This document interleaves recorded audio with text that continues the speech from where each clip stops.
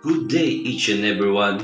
For today's video ay gagawa tayo ng 5 set ng balloons. Wow! Sa loob lang ng isang araw, isang gabi, isang madaling araw at isang hapon.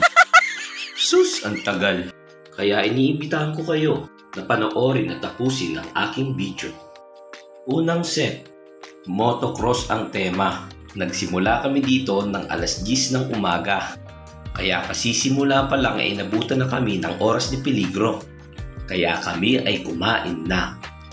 Ang inulam nga pala namin dito ay yung rindorin na may gata, sisig at piritong isda. So ayun na nga mga ka-waiter. Back to work na.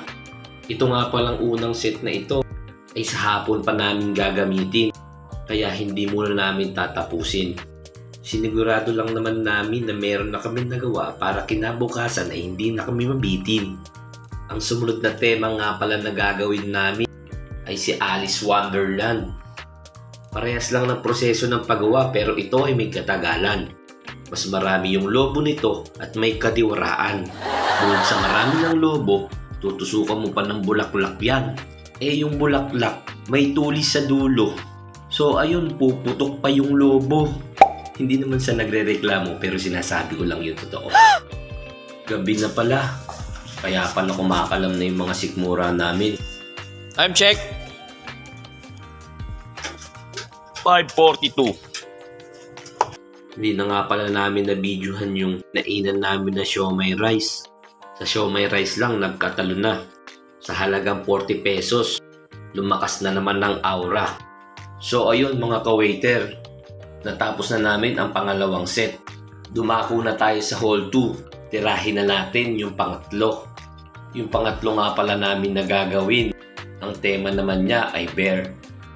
Parehas lang ulit ng proseso pero magkaiba ng kulay. Sa parte na ito, kinabit ko na yung mga panel. Nilagyan ng mga tela habang ako ay naghihintay. Sa mga lobo na aking ikakabit. Ang style nga pala niyan ay ginawa ko lang na malaking arko.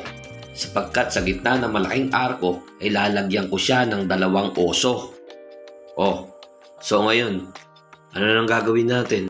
Maglalagay na ulit tayo ng mga panel sapagkat gagawin na natin yung pang-apat. Yung pang-apat nga pala ay basic lang.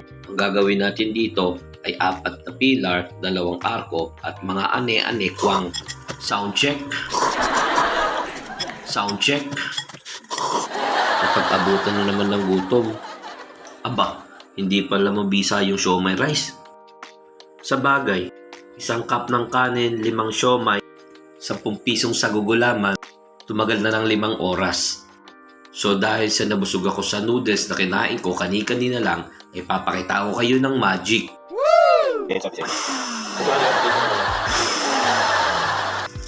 Diba? Di-sensor yung machine ko. Wow! Bukod tanging ako lang ang meron yan.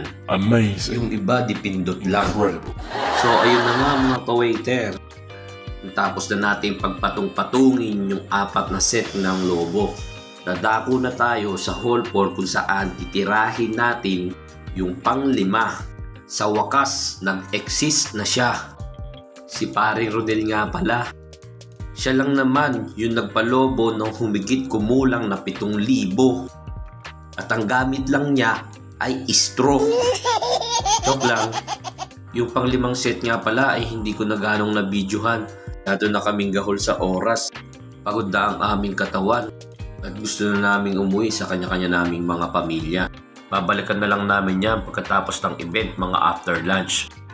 Bago nga pala ako umuwi, ay bumili ako ng pasalubong para sa asawa kong buntis. Maraming salamat Kabayang Pares sa panimpla mong walang mintis. Biruin mo, alas 3 na madaling araw ay blockbuster pa rin ang pila. So ayun na nga, ito na nga yung after lunch na sinasabi ko. Nabaklas na namin dito yung mga lobo at panel ng Coco Melon. Lilipat naman tayo sa hall 1 para tanggalin yung Alice and Wonderland. Ilalabas naman natin yung Broom Broom Team. Pagkatapos naman yan, ito na yung tinatawag na happy ending. Payday, eka nga. Hanggang dito na lamang po at maraming salamat sa panonood.